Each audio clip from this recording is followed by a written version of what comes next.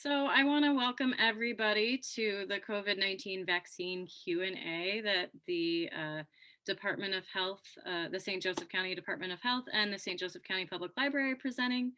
Um, Robin Vida is joining us today from the Department of Health. She is the Director of HOPE, which is the Health Outreach Promotion and Education. Is it department where you are, Robin? Yeah. Fantastic. Um, I've been there, gosh, almost 13 and a half years, which is crazy to That's think about amazing. that long. Yes. My second pandemic. The first one was H1N1, not nearly as aggressive as COVID, but still tied both, I guess, to vaccines. So yeah, I'm glad to be here. Great. Well, thank you so much for being here. Um, I want to just really quick remind people that we have two more of these events coming up, one on March 15th and the other on March 29th, and they're both at 7 p.m. And I'm going to now turn it over to Robin to Awesome. get things started. So yeah. Great. Thank you so much. And I apologize, full transparency. I am home, of course, as you can see behind me, but I have a 16-month-old and a 6-year-old. And a husband. So I forgive me if I get distracted and or you hear screaming. Trust that everyone is okay. They are just voicing their unwillingness to want to uh that's what my husband's like, can you text the neighbor, because I think my son is over there. I'm hoping he's learning that he needs to come home when it gets dark out. Yeah, so I apologize. So tonight I wanted to talk with you guys. So last week we talked a little bit of just general Q&A around the COVID-19 vaccine.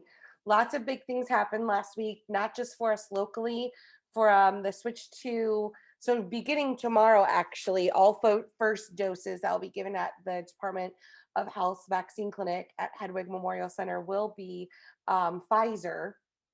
So if you received a second dose, forgive me, if you received your first dose, Moderna, at our clinic, you still will receive your second dose. So what we're doing is we're thinking it'll take us about 6 weeks to phase out everyone who got their first dose with us to get their second dose. And then beginning tomorrow, all first doses will be Pfizer. And I've gotten the questions, well, does that mean that Pfizer is better than Moderna? No.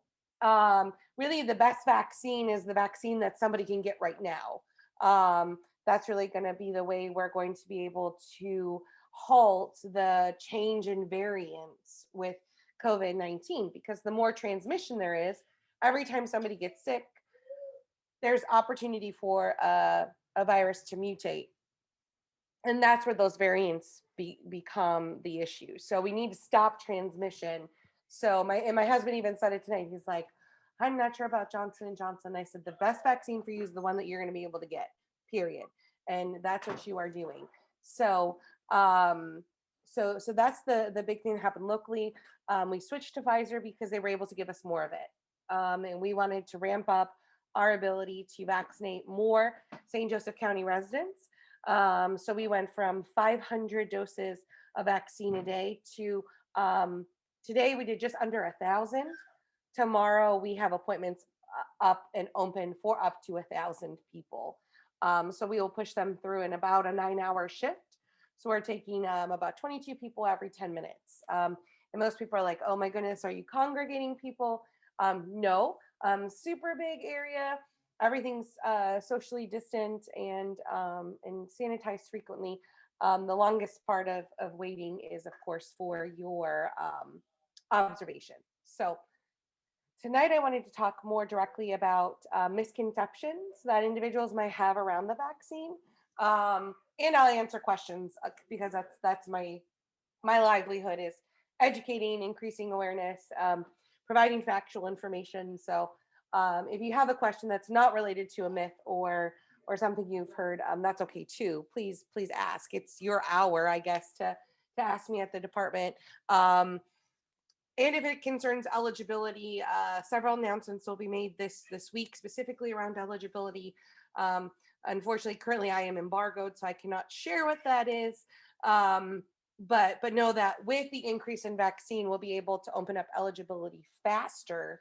The Department of Health does not make the St. Joseph County Department of Health does not make eligibility decisions.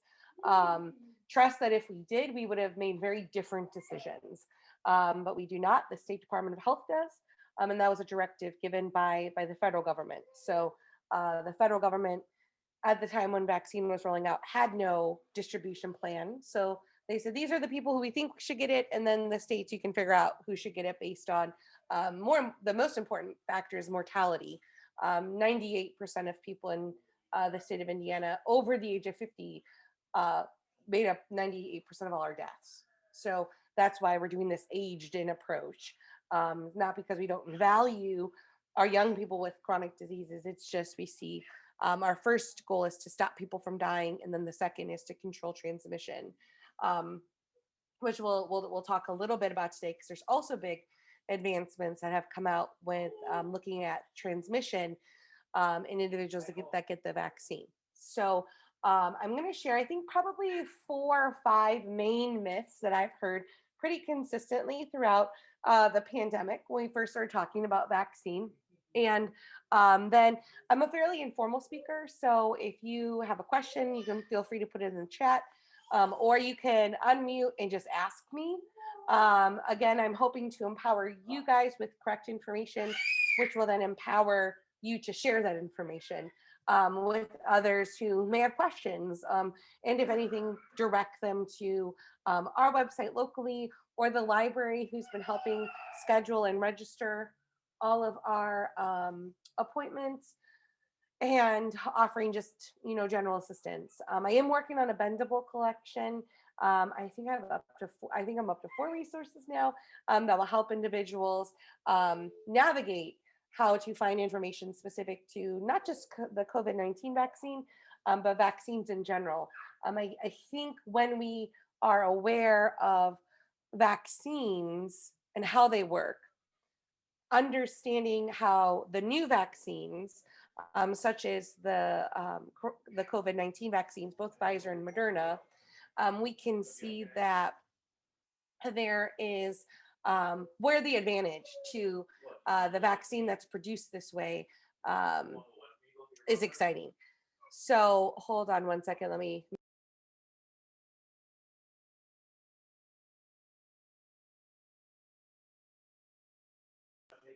Okay, sorry. So the first and foremost, I think the biggest one I get the most is, it was produced too fast, so it must be unsafe. And really in the very beginning, I'll be very transparent. When we started talking about vaccines in June and July of last year, I thought, you know what? I'm not so sure about this either, right? Because you hear, oh, this vaccine, and then they have to study it, and that's true. And these vaccines have been and will continue to be studied for decades. All vaccines actually are continually studied. That's how we identify if there's a booster shot that's needed, or if immunity wanes, or if somebody who gets a natural infection, their antibodies last longer than to someone with the vaccinated antibodies, right? So we never stop researching the vaccines. Now, where this is different with the COVID-19 vaccine is actually back in the early 2000s is when we began work on coronavirus vaccines, which most people are like, what? Why is that? Well, we have more than just COVID or SARS-CoV-2. We had SARS-CoV-1, which actually was extremely fatal. And in the early 2000s, it had around an 80% fatality rate in Asia. And it was a respiratory airborne type illness. And there was individuals then that started working on finding the genetic code for coronavirus, SARS-CoV-1, putting it out so that they could act quickly. And then what happened just the same way COVID-19 is acting. It's just SARS-CoV-1 basically mutated itself out of existence. So it just did a mutation on one of its spike proteins that no longer allowed it to be infectious in humans. Does that mean it can't come back? I don't know. Again, things are always mutating. That's why when you get medication, antibiotics in particular, the doctor will say, take these all the way, even if you start to feel better. Because what happens is if you stop taking them when you're feeling better, you still can have bacteria inside that's still replicating, that potentially is mutating. And when you transmit it to somebody else, now they'll have that mutated virus or that mutated bacteria rather than the same bacteria you had, and it may react differently now to that antibiotic. So MRSA, for example, is an antibiotic resistant type form of staph infection, and that's largely again because of antibiotic resistance that's been built over time. Okay, but I digress. I get excited about this, as you can see.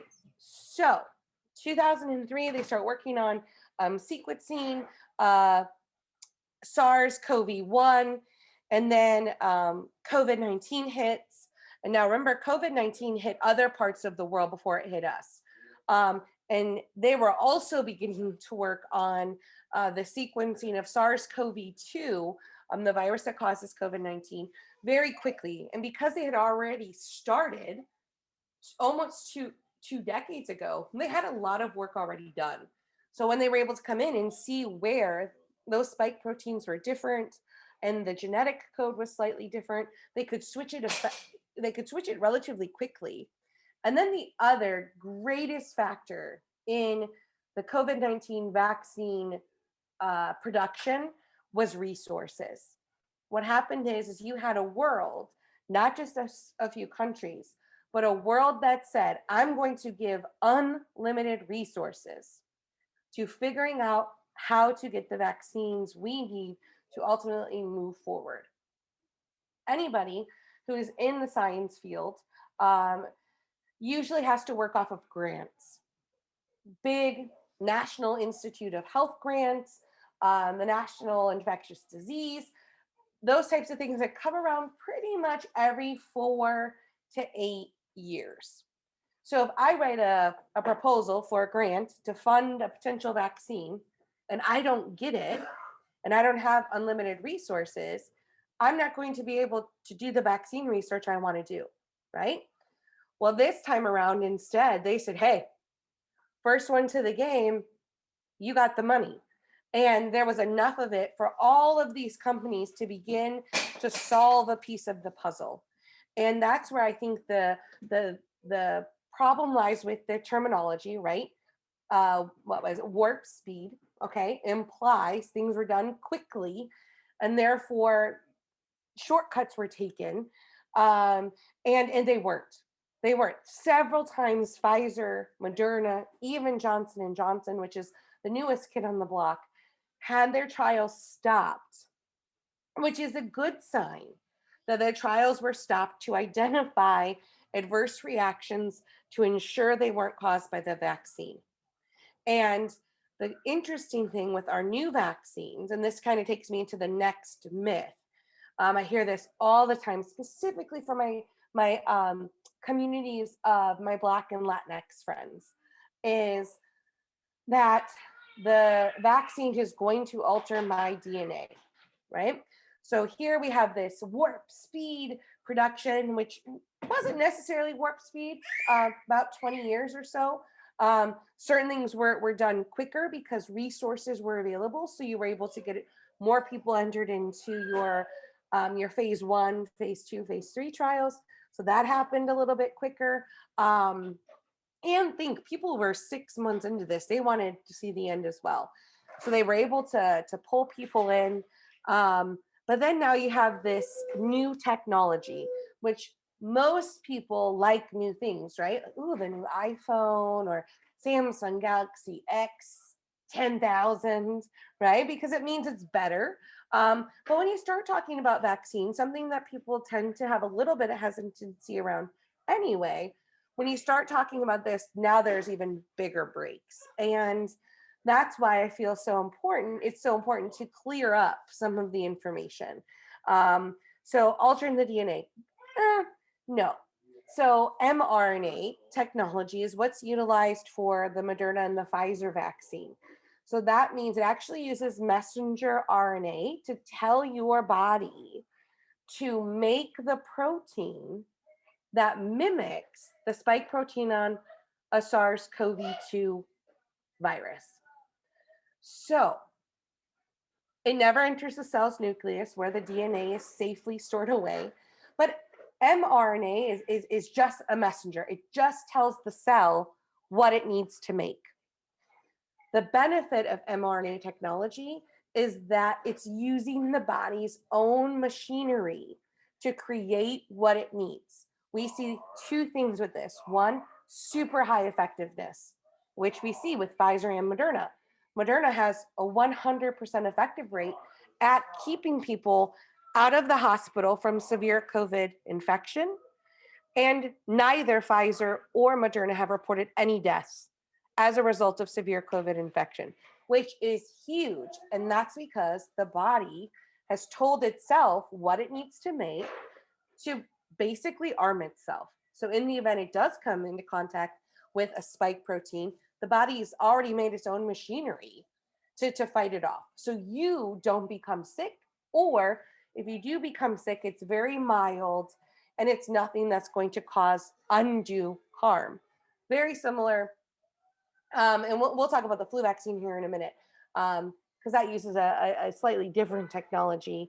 But so less severe or less adverse reaction because of the body's own machinery is also a huge benefit. So some people say, no, I heard there was adverse reactions. For individuals who had a known had known allergic reactions to vaccines prior, right? So histamines, antihistamines that ultimately cause reactions are a piece of the immune system, right? So when someone's got allergies, what happens? Their nose is stuffy, their eyes are itchy, it's runny, right? That's the body's response to that allergen saying, hey, you're not supposed to be here, and I'm going to do what I need to kick you kind of out, right? So it's a piece of that immune system. So individuals with severe allergies have heightened immune responses. And the individuals we saw with adverse effects were individuals that already were carrying EpiPens. We knew that there was an issue, right? It wasn't that everybody was reacting to it, because again, all we're using is a little piece of mRNA that we've extracted. So no, it's not going to cause COVID. It's another myth. If I get the COVID-19 vaccine, am I going to get coronavirus? No, we're just using a little piece of mRNA that basically tells your body to code for that protein. And once that protein's made, you've got your army and you don't need to worry, okay? Another question we have, and this is more of a question, not necessarily, this isn't a myth. Granted, some people will act like this is reality, and why we're still researching the vaccines and why we'll continue researching the vaccines is we know Moderna, Pfizer, and Johnson & Johnson, all three of them protect the person who's vaccinated from severe COVID infection. What we are beginning to see is that it also drastically decreases the amount of asymptomatic transmission. So I'm fully vaccinated. I come into contact with SARS-CoV-2. I'm infected. I don't have any symptoms because my body's fighting it off. But can I potentially pass it on? Right? And that answer still is, yeah, maybe. However, we see some early studies coming out of India and I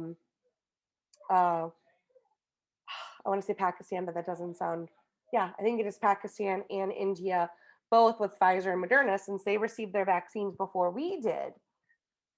they're beginning to see that on average, transmissibility is decreased around 70%. So that's also huge, right? If you don't have enough, if you don't have disease transmitting, you don't have to worry about variants, and there's not going to be that much there to cause other infection. Okay, so that's where we see that piece. So 2 myths so far that we've debunked. One, it was done too quickly, therefore shortcuts were taken. It was not done too quickly, shortcuts were not taken. The difference is we had lots of money to figure out what we needed to do. Okay, and when it comes to vaccine research in particular, it comes down to resources, because those things, developing those things is extremely costly. Okay, and then the other myth is that it will alter my DNA. We already know that mRNA is messenger RNA, not even related to DNA. Somewhat similar, but doesn't, just completely different things. And we see that the DNA stays locked in a nucleus. All the mRNA does is tell your cells what it needs to do to create that defense to the spike protein. Okay. And then going into the third one, can the COVID-19 vaccine make me sick with COVID? Already somewhat debunked that by saying no. But again, even traditional vaccines, such as the flu vaccine, polio, those types of vaccines traditionally used a dead piece of the virus or bacterium or whatever it may be to inoculate somebody to create an immune response, right? Your body knows it's foreign, therefore it kicks it out, right? That's your body, your immune system's number one goal is you're not supposed to be here and I'm kicking you out. Think of somebody who may have had an organ transplant, right? They have to take this anti-rejection medication because the body is even feeling like, whoa, this isn't mine, right? I know this is different. And that's where we see that there's those issues. So with the two new COVID vaccines, there's just no coronavirus there, right? With Johnson and Johnson, their technology is a little bit different. They're using like an adenovirus to basically carry the messenger RNA into the body rather than, or they're using a DNA type of thing. So that's a little different. And what we see there is effectiveness isn't as high. It's still extremely high for a one-dose vaccine. And second is because it's DNA focused rather than RNA focused, is it's extremely stable. So it doesn't need to be kept at this ultra cold temperature where you only cap and uncap, right? There's less nuances to it, which makes it more advantageous for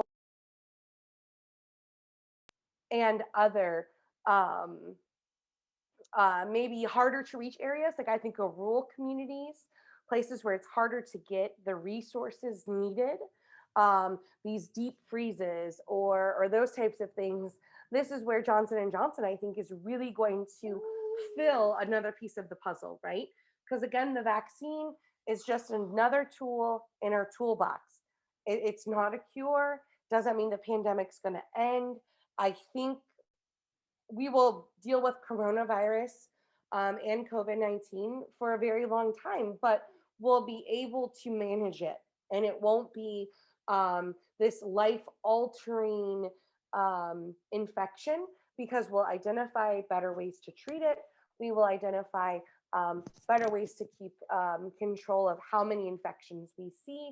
And most importantly, individuals aren't going to die. Perfect example is for the first time since the very beginning of the pandemic, all the way back in March of 2020. Last week, we reported 0 new cases in long-term care facilities. That is huge. you guys, huge. They were making up over 70% of all of our deaths in our county. Okay. That is major. And some people, and trust me, I've been on the brunt end of all of the bad publicity, all of the mask wearing, all the ordinance issues. I get it. I get it. People saying, well, we need this, we need it this way. Trust that there's this process that we're going through, which ultimately is to protect the health and well-being of our community for what we our goal is to ultimately protect and keep our community safe. And that's what we're doing with this. So that's where another tool in the toolbox, where we have more our other tools that we still need to hold on to for a little bit longer, like our masks, like our physical distancing, only because we're still verifying the results that we've begun to see, right? We don't want to let our guard down and then everything hit the fan and then we're back at square one, right? So now we're taking this slower approach to decreasing COVID-19 numbers to see that why don't we keep restrictions in place a tiny bit longer to make sure it's really gone. Perfect example is it took us about 5 months as a community to recover from phase 5 reopening back in the summer. So we didn't see really any relief till, I don't know, very beginning of January. Okay. So that's where now we're just waiting a minute to get where we need to go. Okay. So no, you will not get sick from the COVID-19 vaccine. However, you can still get COVID because we mentioned it protects severe COVID infection.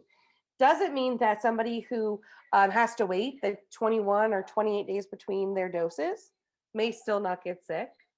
It doesn't mean that if I was exposed and then 2 days later I get my first vaccine, that in 2 days from then I'm not going to potentially have a mild case of COVID-19. Okay. I still might get a mild case. I'm just not going to get a severe case where I'm going to be severely ill. Please go ask your dad. And we have that concern. So the vaccine will not make you sick. However, not practicing specific mitigation strategies still may expose you to somebody with COVID-19. The other big question I get asked a lot is, well, I've already had COVID-19, so I don't need to worry about it. Well, that is for the first 90 days true, right? If you're less than 90 days post first exposure, you do have natural antibodies.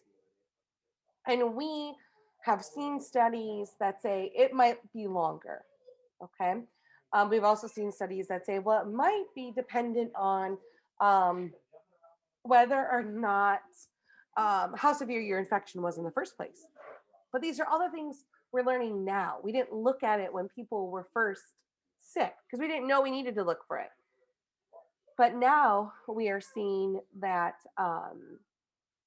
individuals who had COVID-19, yes, within those 90 days can delay their vaccine. But once they start reaching that 90-day mark, should consider still getting vaccinated because reinfection is possible. And perfect example, I just spoke with a mom yesterday who, was like, well, she had COVID in November. Is there any way it could just be a false positive on a PCR test? And unfortunately, no, not now. It's too far out for you to even have residual pieces that would be left. So we do see reinfection. No, I don't know if reinfection is more severe, less severe. But the important factor is, yes, you've had COVID-19 before. It's still important to be vaccinated. Okay. And then let me see. I think there was one other one I wrote down.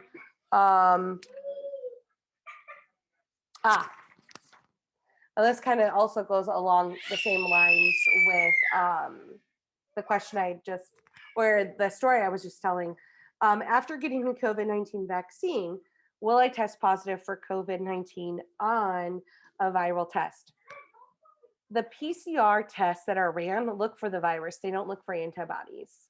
So the answer is no. So if you've been fully vaccinated, which means you've gotten 2 doses and you're 2 weeks past that second dose, and you test positive on a COVID-19 PCR test, you have COVID-19. Chances are you're either going to be asymptomatic or your symptoms are just going to be extremely light, short-lived, hopefully, and you don't have to worry as much about that severe piece of it, which I think is key. Speaking from, I've had type 1 diabetes since I've been 12.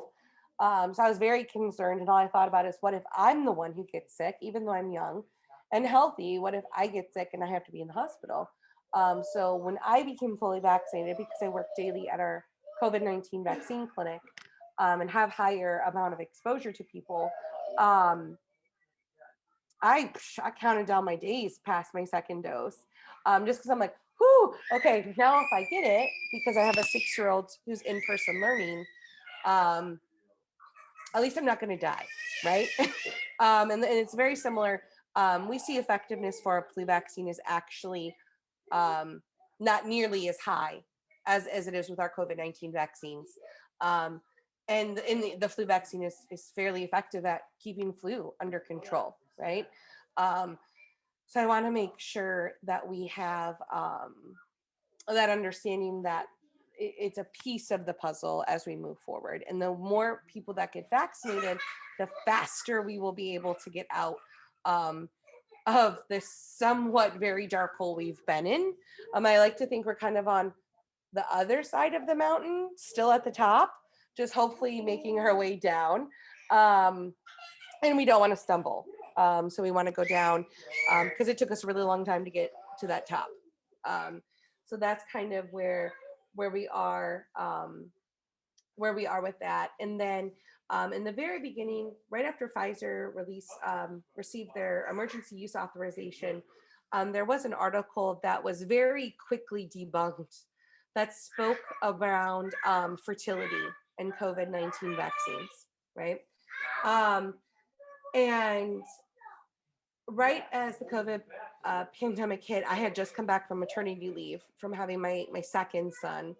And lots of my girlfriends, like, oh my gosh, did you hear it's the sterilizing? And like instantly, I of course go to Pfizer's study, and I start looking for it. And there's 2 places where information was taken out of context. So one was, there was a misunderstanding based on how the spike protein development would occur. And there was confusion that it would mimic another process that ultimately leads to issues with fertility, right? Well, that was, again, like I said, quickly debunked. I think it hit social media, and like 2 hours later, there was a report debunking it. But then also, when we look at transmission, and we want to know if transmission has stopped as a result of vaccination, there's a term that they use called sterilizing immunity, okay? Which sounds horrible, right? But really what it means is it has stopped transmission. Therefore, it has, quote unquote, sterilized the person who has been immunized, that they're not going to have this second exposure outbreak, if that makes sense. Okay, so 2 bad things that weren't really at all associated with it, but again, taken out of context and scared people, right? Because again, we're here and we're like, oh my gosh, it happened so fast. Oh my gosh, there was no research. Oh my gosh, all these things. Okay, when really there was just holes that we didn't have quite filled. And then when I started looking, I'm like, wow, coronavirus vaccines have actually been beginning to be developed in 2003. Oh, Now I can see where they were able to begin to produce these vaccines so quickly when a lot of the hard work had already been done. And if you even listen to anything Dr. Fauci has to say, very early in the pandemic, when he was interviewed in 2016, he talked about how his biggest fear was a coronavirus type disease that would cause mass infection. Which now looking back at it, it's like, oh my goodness, that's kind of eerie that he, was concerned. But I think he knew we were due for it, and we had dodged a bullet with SARS-CoV-1 and then MERS, which was also a coronavirus type type virus. So yeah, we knew I was either going to be flu or it was going to be coronavirus. When you look back at history and surveillance and those types of things, and why it's hit us so hard is because no one has had immunity. At least with flu, most times people have some immunities to it, either from a flu shot or, and the other thing with flu, I got this question a lot early on, not so much now, is if the masks were so effective, why weren't people wearing it to protect against the flu? And the big reason was, well, we had a very reliable vaccine that was in ample supply, and there was a cure for it, right? Somebody who gets sick can be treated and have a relatively good outcome. With SARS-CoV-2, the virus that causes COVID-19, we still are looking for what's best. We have a few things in our arsenal now, but still there's no clear, let's give them Tamiflu and they'll be okay. Now we're looking at monoclonal antibodies, but then there's also concern about them reacting with the new variants. And then there's, of course, the plasma. Oh my gosh, I can't believe I just lost my complete train of thought. But individuals who have who've had COVID can donate their plasma, and they can actually give it to somebody. It's basically like souped up antibodies to protect against severe COVID infection. So those are two pieces in the arsenal. Maybe some remdesivir might work as well, but still, it's all dependent on the person, which also makes it just harder. Okay, so I'm going to stop there. I've thrown a lot at you. I've talked a lot. I forgive my children who've come over and screamed and jump around like crazy. I swear they have this thing where like, mom's talking at her computer, we should be crazy. But I'm going to open it up for questions. Anything related to the vaccine and or COVID-19, anything that you guys want to ask, I'm open to it. If you want to go ahead and unmute yourself and just ask the question, you can do that. Or if you want to put any in the chat, we're happy to, I can read them out loud. So whatever you guys want, we're happy to relay the information. Robin, while we're waiting for people maybe to gather their thoughts, because you did give us so much. Yeah, it was a lot. Could you tell us how to go about scheduling an appointment or / checking our eligibility? Yeah. To appointment? Yeah, that's a great question. So individuals can check their eligibility for the COVID-19 vaccine currently at our shot, so our.shot.in.gov. There's a list there for eligibility, but then also that's where you'll schedule. So you'll start there and you'll choose a vaccine site. And this is the part that's kind of tricky, because you're going to pick a site and then it's going to ask you for your zip code. And then it's going to give you all the sites again. So it's going to be based off your zip code, what's closest to you. But you can go anywhere. As long as you live in the state of Indiana, you can go anywhere in Indiana and receive the vaccine. If you are not an Indiana resident with proof of residency, unfortunately, you'll have to go back where you have that proof of residency. In the beginning, we vaccinated anyone who lived, worked, or volunteered here in an effort to ensure first-line responders were taken care of, to protect our critical infrastructure. Well, I think we've given close to 30,000 non-residents the vaccine that the State Department of Health feels we've given there's ample time for those who are not eligible or who were not residents to get the vaccines. So an ID is not required, but proof of residency is something we will ask. And as I mentioned, there'll be opening eligibility. I just can't say who and what, but announcement will be made tomorrow as well as on Wednesday. And So is it safe to surmise that all of the frontline workers who wanted to get the vaccine have gotten it at this point? Like nobody would be stepping in front of them in line. Correct. Yep. Correct. Yep. Yep. And we opened last week, I believe, to 60 plus.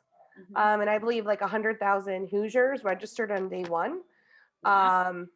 And we've been advocating each day for more and more vaccines. So this was the first week where they're like, okay, St. Joe County, you think you can do it? Here's 1,000 doses a day. And we're like, yep. I spent last week finding 100 volunteers to basically beef up our support at the clinic. I've been extremely overwhelmed with how amazing our community is through this all.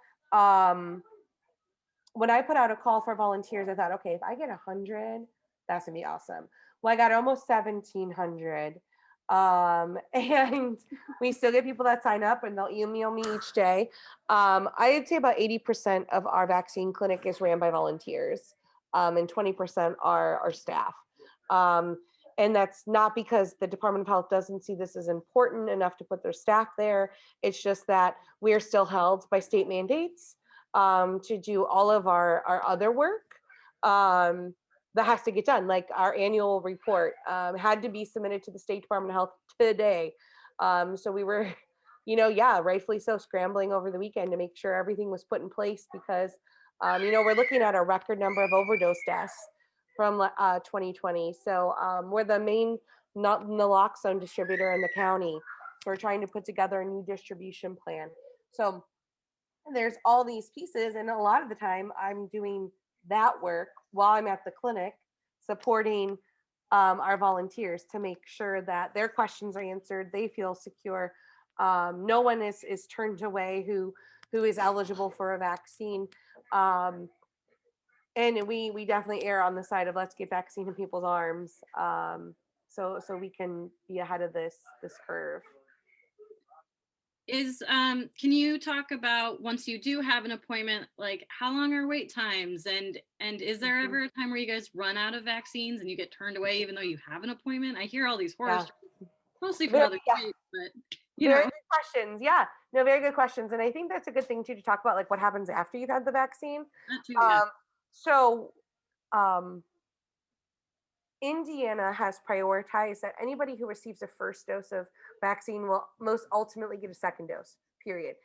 Indiana has tied their number of doses to physical people. Okay. So there's never concern about that. We've never ran out of vaccine. Even when we were delayed with the snow and the weather a few weeks ago, we were very concerned that we were going to have to cancel a day of vaccine appointments. And instead, our community partners from the region, actually from Elkhart and from I think as far as Valparaiso, they came to our call and provided us with the 800 doses we needed. And then we've now graciously given them back to them, but we were able to continue to be open and not have to cancel anybody. But so if you go online today, because you're eligible, you'd be able to find an appointment tomorrow. Since we have opened up all of that vaccine eligibility, vaccine appointments. If you would have went on yesterday, you would have seen just availability for today. But now if you go on, you will see hundreds of appointments for every day this week. And you will, once you get to the clinic, you will have to, the longest part of your waiting will be the 15 minutes in observation. And you come in, you go through registration, and then you see your vaccinator.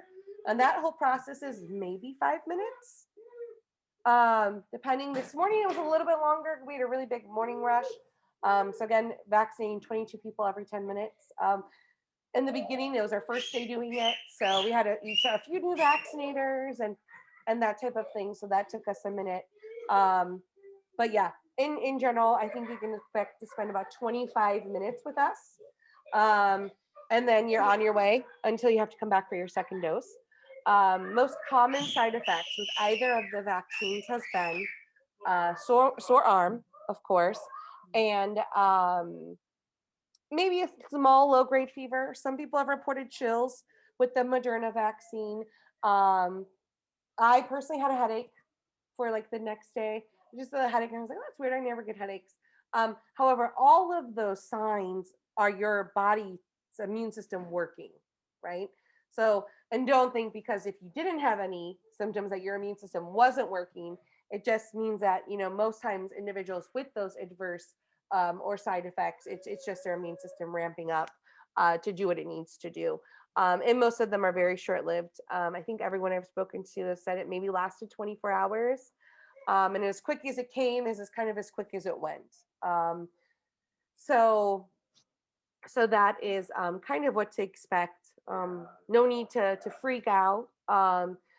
Most of those side effects are completely normal. And then when you come to the clinic, there's actually information that plays on this super large screen that usually tells the time, but just about some things like post-vaccine, what to look for, and how do I know if I should call my doctor, and those types of things. In St. Joseph County, we have not had, knock on wood on my table, any adverse reactions at any of our sites.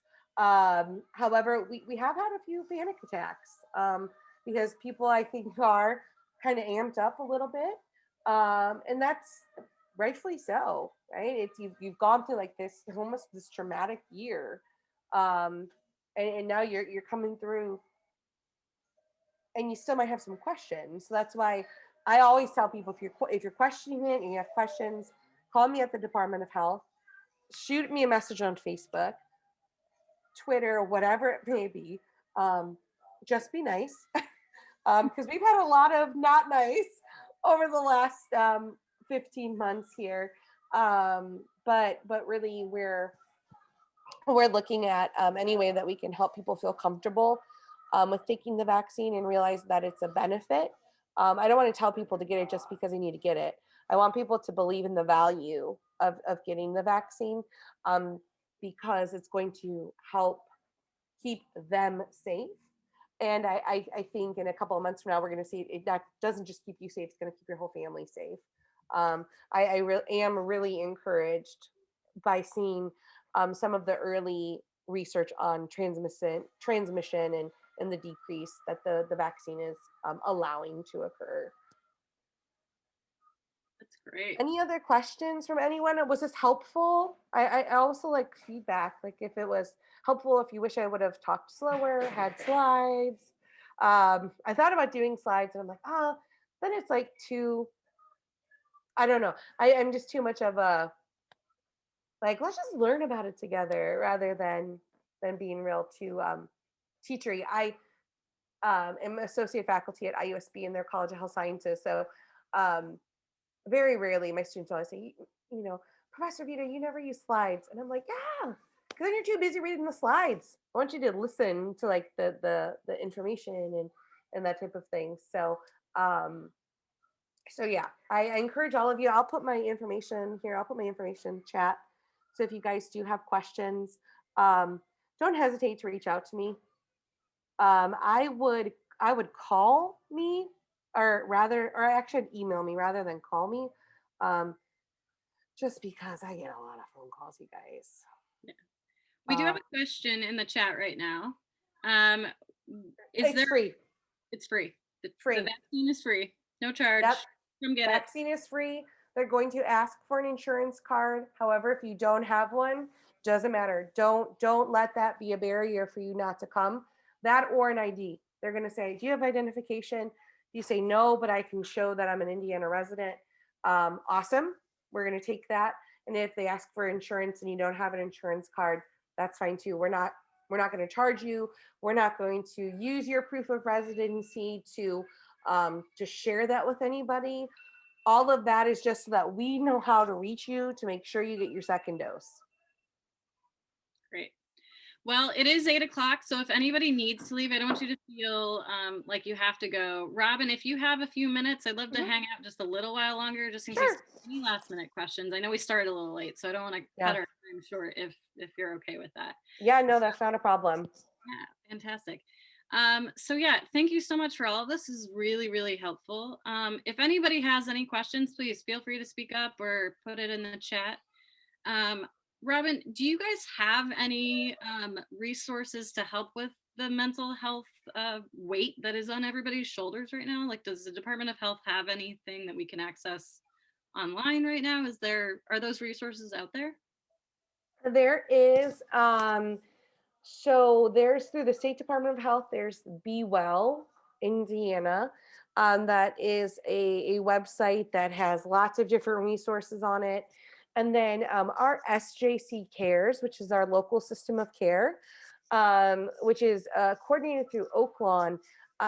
They actually have a lot of different things that are happening to help individuals. Not just I think accept gratitude, but express gratitude, and also work through difficult feelings and some of the trauma they've experienced, the isolation. um, there's been a lot of focus on how do we re-enter into the world, right? Because we've been told like don't hug, don't touch hands, don't wave, don't sit close to people, right? All these things that we instinctively want to do.